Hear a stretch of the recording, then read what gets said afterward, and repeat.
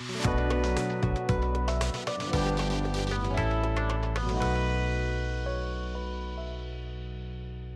dia, como sempre, para as caras que a gente já conhece. Tem um monte que eu estou conhecendo e mais umas desconhecidas que estão aparecendo. Bom, o dia de hoje é um dia um tanto quanto estranho. Por que ele é estranho? Porque eu vou contar duas histórias. E vocês vão me perguntar, mas por que vai contar duas histórias de quem? Uma história, eu vou ser bem ousada, e vou contar para vocês a história do século XX, do jeito que eu vejo o século XX. E de uma guria, não vou falar menina, porque aqui no sul a gente fala guria mesmo, né? E essa guria que eu vou contar para vocês, ela vem vindo junto, concomitante com esse século XX. Então, de uma certa forma, os dois são como se fossem uma coisa só que um influenciando o outro. Então, vamos começar lá no comecinho do século XX, e vocês vão dizer que eu tenho uma implicância com a Rainha Vitória, porque toda vez que eu falo da Rainha Vitória. Na realidade, não é implicância, não. Quando eu falar sobre ela hoje, vocês vão se dar conta que a mulher não era nada pouquinha. Ela era muito e bastante. Então, assim, eu vou fazer uma parte assim da Rainha Vitória meio mais familiar. Não da rainha, mas da mulher que era ela. Dizem, e é pura verdade, ela era uma ótima parideira e era uma ótima casamenteira. Só que tem um detalhe. Que ano é que começou o século XX? Todo mundo vai me dizer assim, ué, coisa mais simples do mundo. Dia 1º de janeiro de 1900. Mentira. O que aconteceu foi que, no caso que eu falava da Rainha Vitória, o dia 22 de janeiro de 1901, a Rainha Vitória morreu. E quando a Rainha Vitória morreu, o mundo se fragmentou. Por que ele se fragmentou? Eu tinha dito que ela era parideira e casamenteira. Por que isso? Ela teve 9 filhos, 43 netos e 87 bisnetos. E com um detalhe, quando ela faleceu, ela era chamada de avó da Europa. E ela vem além de avó da Europa, o que ela fazia aí, a casamenteira, quando nascia uma neta, ou tinha uma filha, um filho, um neto, um bisneto, alguém da família, no momento que nascia, ela já olhava, bom, lá na monarquia tal tem o Joãozinho, ou tem a Mariazinha, ou tem alguém lá, e ela ia arrumando os casamentos. A gurizada nem sabia que um dia iam ser casados, mas ela já ia arrumando os casamentos. E no dia que ela faleceu, ela era parente próxima, vejam bem, com netos, sobrinhos netos, aquela coisa toda, da Alemanha, da Rússia, da Romênia, da Noruega, da Grécia e da Espanha. Ou seja, ela praticamente mandava na Europa, e os, digamos, grandes soberanos da Alemanha era primo do czar da Rússia, que era primo do rei da Inglaterra. Então, vocês vejam quando a coisa nasceu, se na família pequenininha já dá problema, imaginem nessa situação aí, dessa imensa e grande família, e por querer mais propriedades, porque praticamente ela era a rainha do mundo naquela época, ela tinha propriedades por tudo, e os bisnetos queriam brigar pela herança. Então, nessas alturas do campeonato, que eu coloquei para vocês, vai indo e chega e começam a acontecer pequenas guerras familiares, pequenas guerras aqui e ali. E, na realidade, quando acontece a Primeira Guerra Mundial, em 1914, ela é um puro resultado de coisas que havia entre todas aquela parentalha, se é que se pode colocar. Bom, e aí, em 1914, acontece a Primeira Guerra Mundial. Agora, por que eu vou falar da guerra? Porque a guerra é uma coisa ruim. Mas tudo na sua vida, se a gente sabe olhar, tem um lado positivo. Essa guerra de 14, ela foi de 14 a 18. E como é que ela foi? Ela foi dentro de trincheiras. O que é uma trincheira? A trincheira é um buraco na terra, não tem toalete, não tem cozinha, não tem essas coisas que tem na casa da gente, e eles imaginavam que essa guerra de trincheiras duraria ao redor de 6 meses. E como eu falei, durou 4 anos. Bom, dentro dessas trincheiras existiam médicos que cuidavam dos ferimentos, amputavam membros, aquela coisa toda. Só que à medida que a coisa foi passando, eles começaram a ver coisas que eles nunca tinham visto. Pessoas que enlouqueciam, saíam correndo, pessoas que entravam em síndrome de pânico, pessoas que se posicionavam para ser mortas, para não se suicidar.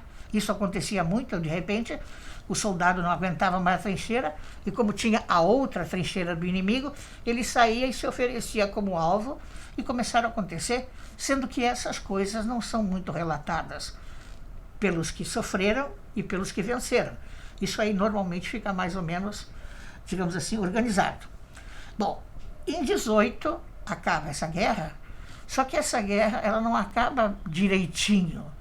Ela acaba com uns muito satisfeitos e outros tremendamente, digamos assim, irritados, chateados, humilhados. E aí acontece o quê?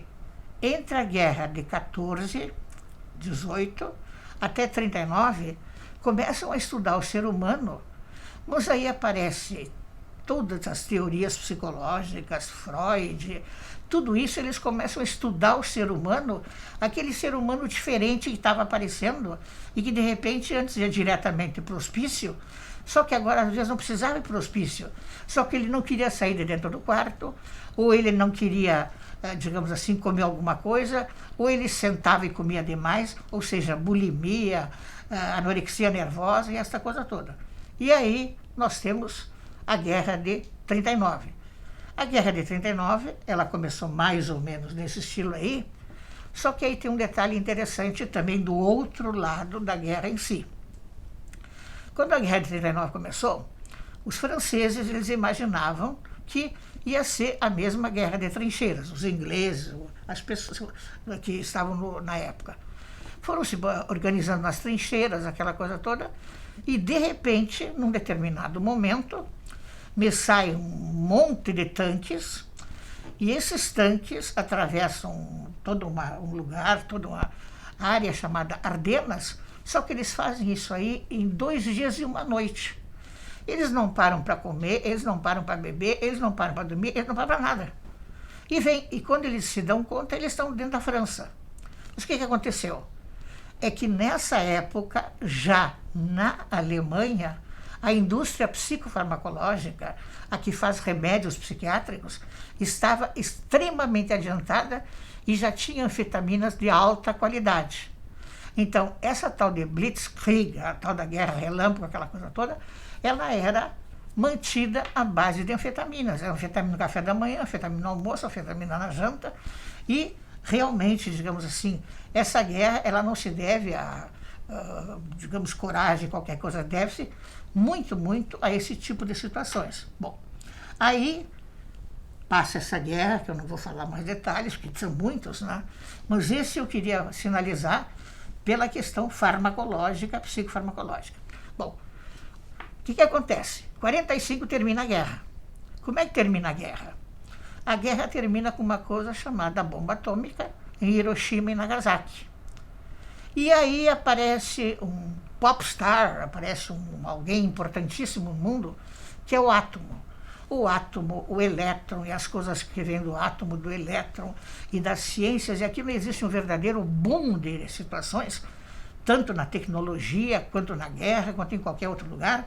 E aí, digamos assim, dessas coisas todas, o átomo ele vem para diante. Inclusive eu vou colocar para vocês algumas gravuras, algumas coisas, mostrando que até na arte o átomo e a guerra mundial e essa coisa toda influenciou. Bom, eu tinha falado que eu ia contar umas histórias, né?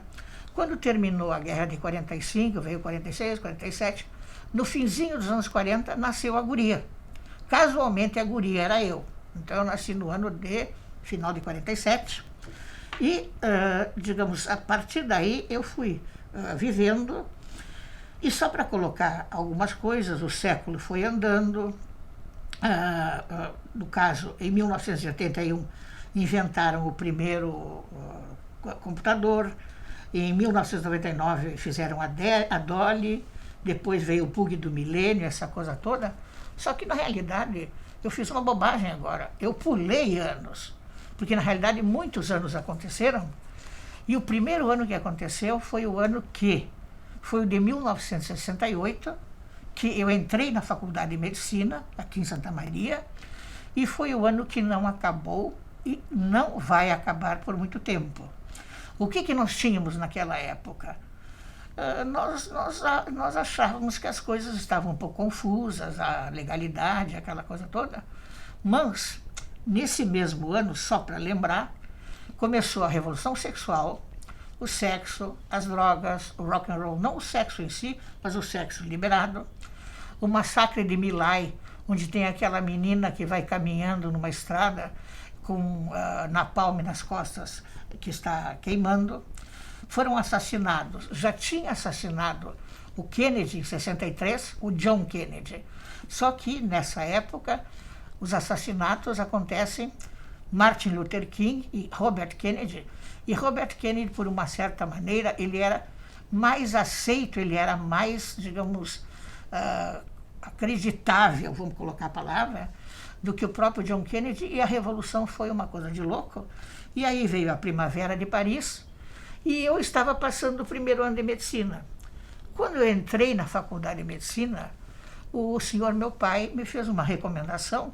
Ele era uma pessoa, eu era muito guriazinha, e ele me disse: minha filha, tu não sabe nada de política, tu não ouviu ninguém, taratata.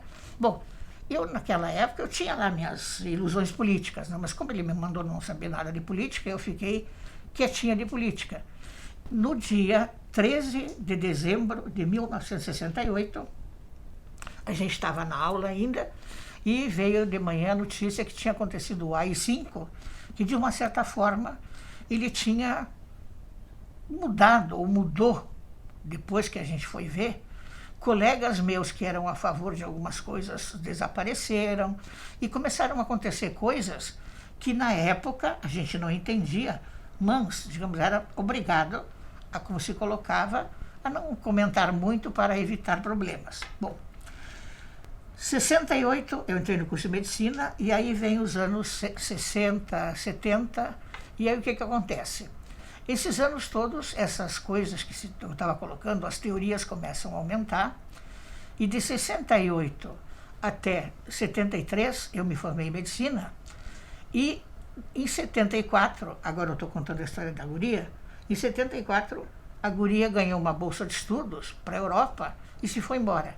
E aí ela começou a ver um mundo diferente do que ela tinha aqui. Aí o que aconteceu? O curso de medicina dela foi feito metade estudando de manhã e de tarde lecionando biologia geral, lecionando zoologia. E até o ano 81, os anos 80, eu fui fazendo aquilo que se chama especialização, mestrado, doutorado, e o mundo cada dia mudava, mas lá eu já tinha, quando eu digo lá, era na Espanha, mas eu viajei muito, conheci a Rússia, conheci a Índia, conheci muitos países, e a gente via que o mundo era uma coisa efervescente, parecia uma panela fervendo. Aí, nos anos 80, quando eu terminei o meu doutorado, eu voltei para Santa Maria, só que aí a maneira de trabalhar era totalmente diferente, as aulas eram distintas. Eu era professora de medicina psicossomática, e existiam mestrados já, e tinha um mestrado na Faculdade de Fonoaudiologia, que eu achei muito interessante. Esse mestrado era Distúrbios da Comunicação Humana. Então, vejam bem, eu era uma doutora em psiquiatria, lecionando no mestrado de Fonoaudiologia e explicando distúrbios da comunicação humana. Então, o mundo, como eu disse para vocês, ele já tinha mudado bastante, e aí eu vou falar para vocês um pouquinho dessa mudança. Aí eu fiz umas lâminas mais práticas, porque até agora eram apenas sinalizações de datas e etc.